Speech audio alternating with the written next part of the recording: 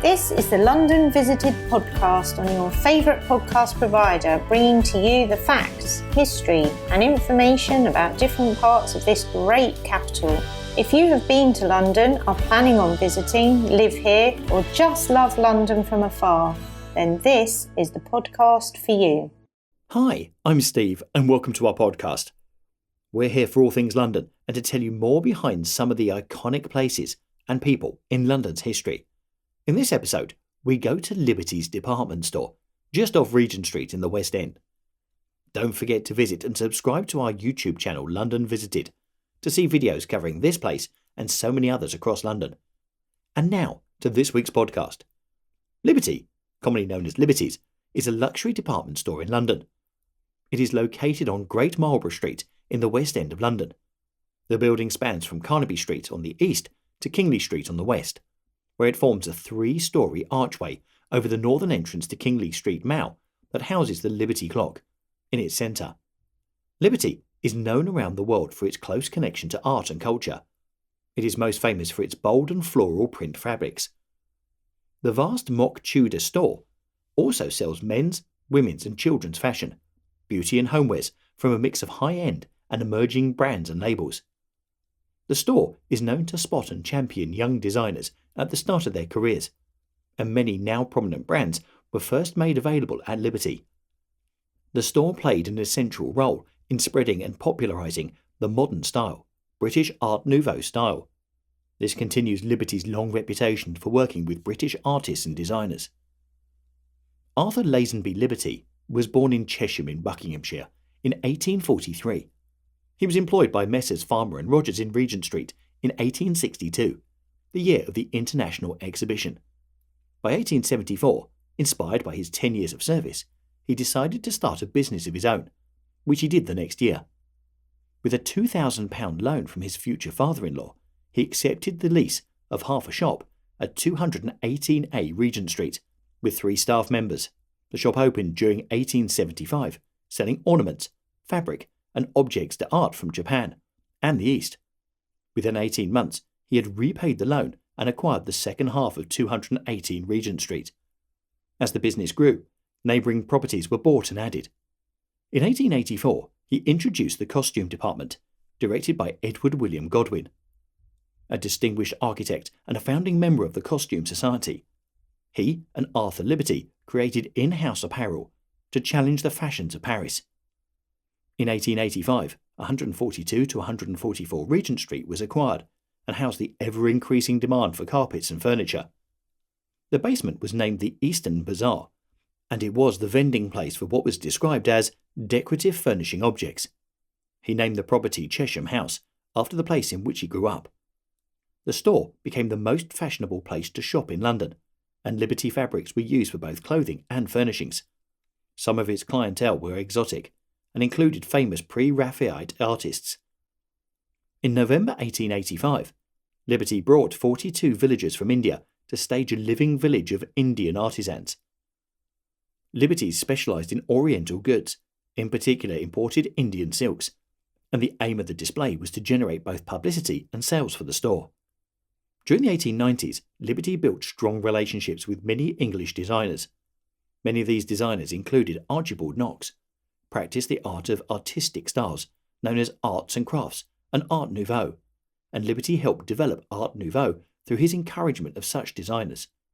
The company became associated with this new style to the extent that in Italy, Art Nouveau became known as the Style Liberty, after the London shop. The Tudor Revival building was built so that trading could continue while renovations were being completed on the other premises, and in 1924, this store was constructed from the timbers of 2 ships, HMS Impregnable, formerly HMS Howe, and HMS Hunniston. The frontage on Great Marlborough Street is the same length as Hunniston. It is a Grade 2 listed building. The Emporium was designed by Edwin Thomas Hall, and for his son, Edward Stanley Hall. They designed the building at the height of the 1920s fashion for Tudor Revival. The shop was engineered around 3 light wells that formed the main focus of the building. Each of these wells was surrounded by smaller rooms to create a homely feel. Many of the rooms had fireplaces, and some still exist. an architectural historian was very critical of the building's architecture, saying, "The scale is wrong, the symmetry is wrong, the proximity to a classical facade, put up by the same firm and the same time is wrong. All of the goings-on in the store behind such a facade, and below those twisted Tudor chimneys, are wrongest of all." Arthur Liberty died in 1917, 7 years before the completion of his shops. Liberty, during the 1950s, continued its tradition for fashionable and eclectic design. All departments in the shop had a collection of both contemporary and traditional designs. New designers were promoted and often included those still representing the Liberty tradition for handcrafted work. In 1955, Liberty began opening several regional stores in other UK cities. The first of these was in Manchester. Subsequently, shops opened in Bath, Brighton, Chester, York, Kingston-upon-Thames, Exeter and Norwich. During the 1960s, extravagant and Eastern influences once again became fashionable, as the Art Deco style and Liberty adapted its furnishing designs from its archive. In 1996, Liberty announced the closure of its 20 shops outside London, and instead focused on smaller outlets at airports. Since 1988, Liberty has had a subsidiary in Japan, which sells Liberty-branded products in major Japanese shops. It also sells Liberty fabrics to international and local fashion stores, with bases in Japan. Liberty's London store was sold for £41.5 million, and then leased back to the firm in 2009 to pay off debts ahead of a sale.